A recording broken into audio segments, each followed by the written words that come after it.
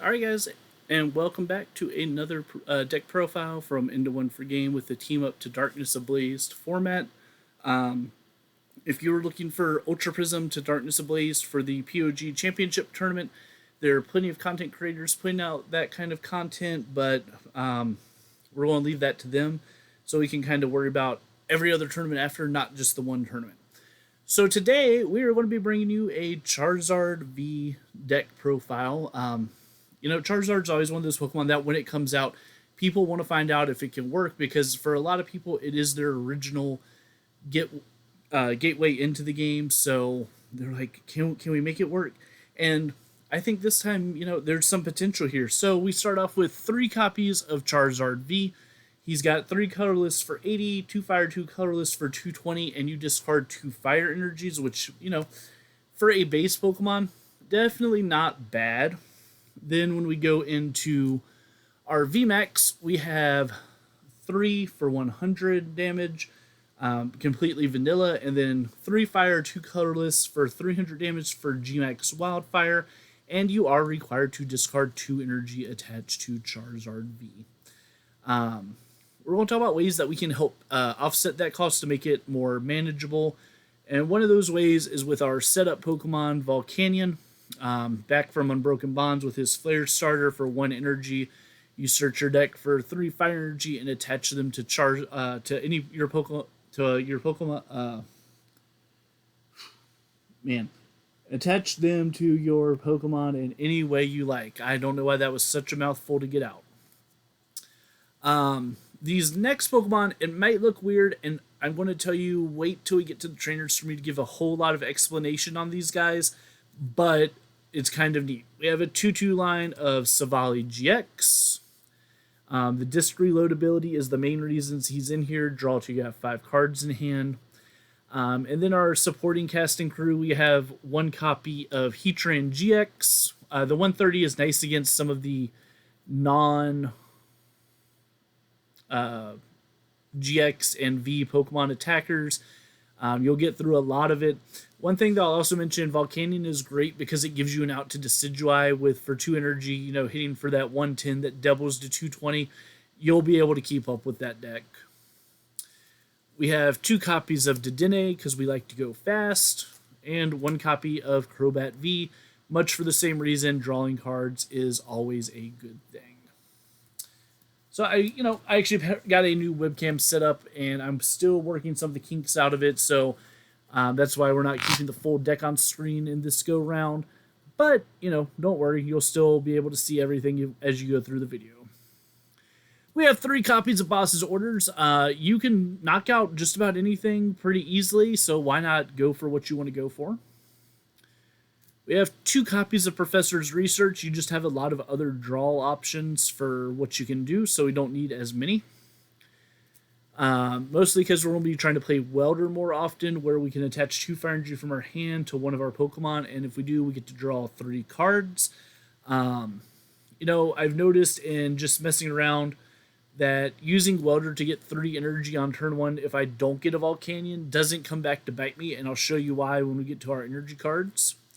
And then the other card that is kind of neat in this deck is Rose. Rose says you can attach up to 2 basic energy cards from your discard pile to one of your Pokemon VMAX, then discard your hand.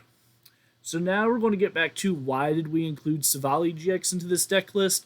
Rose is just another way to keep your Charizards going. If you find that you've prized too much energy, if you've prized specific energy cards, Rose still gives you a way to get those energy costs paid, and Savali keeps you from being punished for having to discard your hand.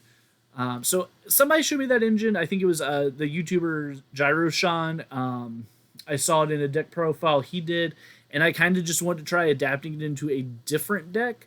And I think it's neat. Savali is always one of my favorite Pokemon. So, when I can use them, I will try to. But one thing I'll say on that note is if I start testing him and he doesn't, meet my standards, I'm not going to be as worried about it just because, I'll cut things that I don't like if it means I'm going to be more consistent. So talking about trainer cards now, we've got 1 copy of Great Catcher. Arceus Dialga is still going to be in the mix. Dedenne GX is still going to be in the mix. I'll be curious to see any other Pokemon GX that stay in the mix in the format as it does shift to the VMAX. We've got 2 copies of Giant Hearth. Being able to search out energy pretty easily is always helpful when you're playing a welder engine. We have 2 copies of Fire Crystal. We're not playing a whole lot from our discard pile. We're not trying to discard a lot of things. So kind of felt like we could get away with a lower copy of that. Really, Dedenne is probably the most risky time that we'll get a bunch of fire dumped into our discard pile. But, another interesting card that I chose to include in this list is Burning Scarf. If the fire Pokemon this card is attached to is damaged while it's in the active position, it burns the defending Pokemon. Burn is a status effect we don't hear too much about because it's never been as strong as some of the other status effects. It's a guaranteed 20 damage now, and your opponent flips to heal after the damage is done. And on hits, they heal. On tails, they remain burned. So, as we go back for a second and think about Charizard VMAX, we, asked somebody a year ago, is 300 damage overkill? Yeah, why are we ever going to need to deal more than 300 damage except against, like, Wailord with buff padding or, any of those cards that increased hit points? It was such a niche situation to want to do more than 300. I mean, last season, Big Charm Arceus Palkia hit 310, so, you did need to go over it, but so often 300 was a fine number. But now, even looking at Charizard VMAX, he has 330 hit points. Eternatus has 340.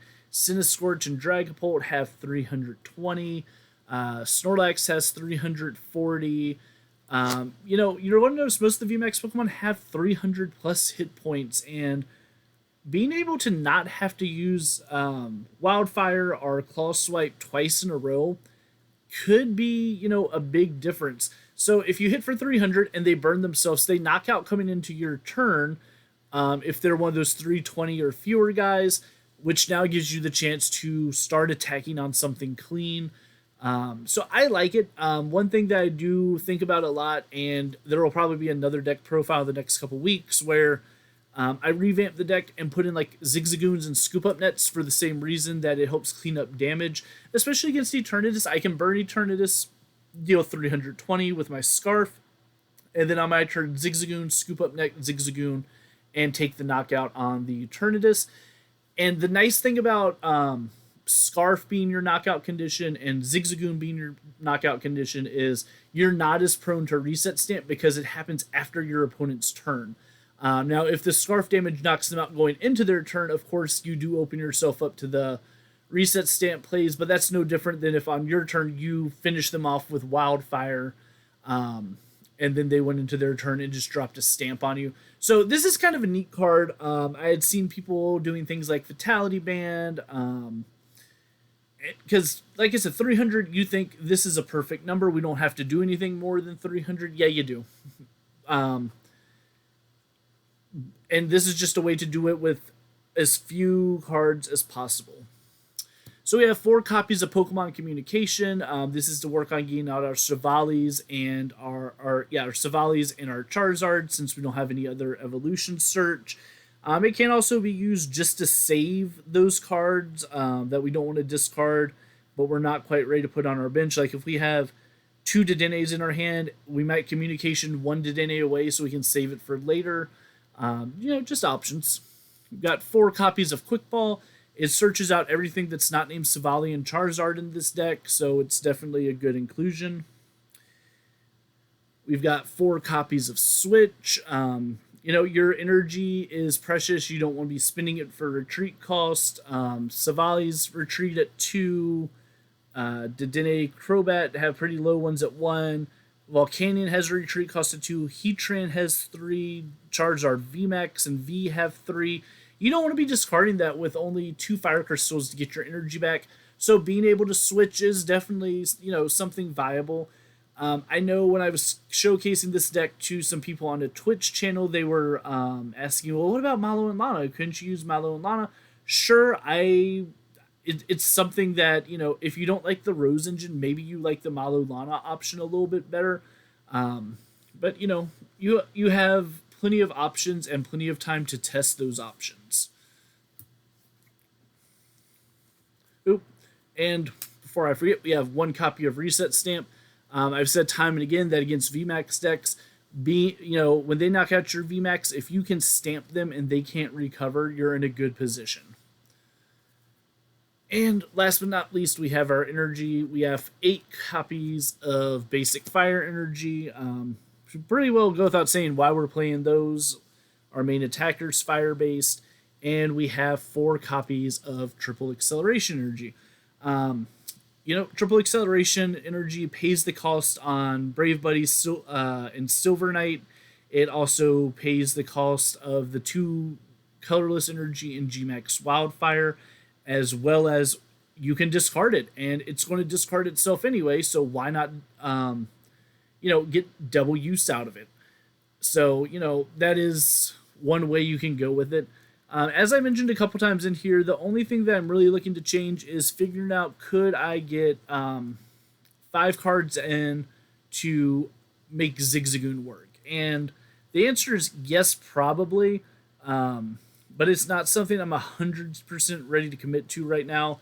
As I've thought about it, what I would probably cut to put in my 5 cards would be a triple acceleration, the reset stamp, because you do have disc reload to be able to keep yourself running, 1 copy of Pokemon Communication, 1 copy of Boss's Orders, and 1 Volcanion. That would probably be my 5 cards to get in 5 Zigzagoon pieces. And why I say Zigzagoon pieces, I'm not 100% sold that I need 1 Zigzagoon and 4 Scoop Up Nets, or 2 Zigzagoons and 3 Scoop Up Nets. Part of that comes from I don't think you're ever going to need more than 5 Zigzagoon hits in a game when you're playing Charizard. Your VMAX attack is going to do so much damage, and with the Scarf, 2 Zigzagoons are going to clean up pretty much everything. 1 Zigzagoon in the mirror match, 2 against Eternatus, 0 against other VMAXs and GX Pokemon right now. So you just don't have the same need to have the 6 cards to have 2 Zigzagoons and 4 Nets. I really think you could do 2 Zigzagoons so you have less chance of 1 being prized, and 3 copies of Nets. Bench space can become at a premium though, and that's why I falter back and forth on, do I want a 4-1 or do I want a 3-2? But, it's something that you can just play around with when it comes to numbers. So, how's the deck look like it'll fare against the rest of the format? That's the $10 million question, of course. Who knows? Yeah, you're here to hear me give you my thoughts on why, but, the real answer is we can talk theoretics right now. You can go and watch people play, and Charizard is one of those decks that not everybody really wants to test just because they don't want to be disappointed by another Charizard. Ard could be the deck that, people have a secret build for it, maybe kind of like our Zigzagoon Scarf hybrid deck that we're talking about, and they don't want to show it off until after some of these online tournaments take place and they have a chance to show off their creation. But if they do try to take credit, you can say, hey, look, these guys had timestamp. They talked about it already. We'd appreciate it. But anyway, let's talk some matchups. Eternatus, I think you can go no worse than 40-60. I think you have enough ways to set up your Charizards. I think with their inability to one-shot you and limited ways to continually gush your 2-prize Pokemon up, you'll just win the prize race, especially if you end up fitting that Zigzagoon engine in. I think if you get the Zigzagoon engine in and you're still staying consistent, you're probably going to move closer to 30-70 because you're able to handle their Eternatuses. And the thing is, even if you hit them for 300 and you have to spend 4 Zigzagoon pings to hit them on the bench, with 5 copies of Zigzagoon, essentially with Scoop Up Nets, you'll be a little bit shy, but you know, if you can gust it up when it's already got that much damage on it, all your little attackers in the deck finish it off. In the mirror match, I think, again, the more I talk about winning Zigzagoon in, the more it's probably going to happen. And really, the Savalian Rose engine may be what makes it the easiest to fit in. But I want to try that out, just to see, having protection against reset stamps and Marnies never hurts. And I think I've said in almost every video that I feel like any kind of time you're playing VMAX, it comes down to, can one of the players disrupt the other one's hand, and that the opponent not recover for who's going to do the best in VMAX matches. So, I think you're good in the mirror match. I think against Cinescorch, you're probably favored with this build where you have the Burning Scarf, you have a possible Zigzagoon down the line. The Burning Scarf, if they're not playing heat energies, once they attack into you, they're knocked out. If they're trying to be conservative and not attack into you, you can put on some easy, quick damage with Volcanions and then finish up with Wildfire. Your damage increases a lot faster than theirs does. For your 5 energy, you're doing 300. For their 5 energy, they're getting 240. Yes, they are grabbing extra energy out of the discard pile for it to keep ramping up, but yours is more likely to get the one shots if you can time your boss's orders and things to take advantage of that. All right, well, hopefully you guys have enjoyed this Charizard deck profile. What do you guys think? Is the deck going to be okay? Is it going to be one of those decks that, oh man, it was Charizard and it looked good, but it wasn't? Charizard is going to have an Elite Trainer box for the Champions Pass set coming out on September 25th, where you'll get 10 packs of Champions Path as well as a Full Art Charizard V promo card. So, if you're not in a hurry, like if your locals aren't doing paper games yet and you don't need Charizard right away, wait a month and, you can get 10 packs of a cool mini set as well as, your full art promo card and the dice and sleeves that come with it. So, it's a way to kind of help cut the cost of decks. Yeah. So anyway, if you liked what you saw, hit subscribe, share the channel with your friends. And if you have any questions or comments, please leave them in the comments section below. Have a great day.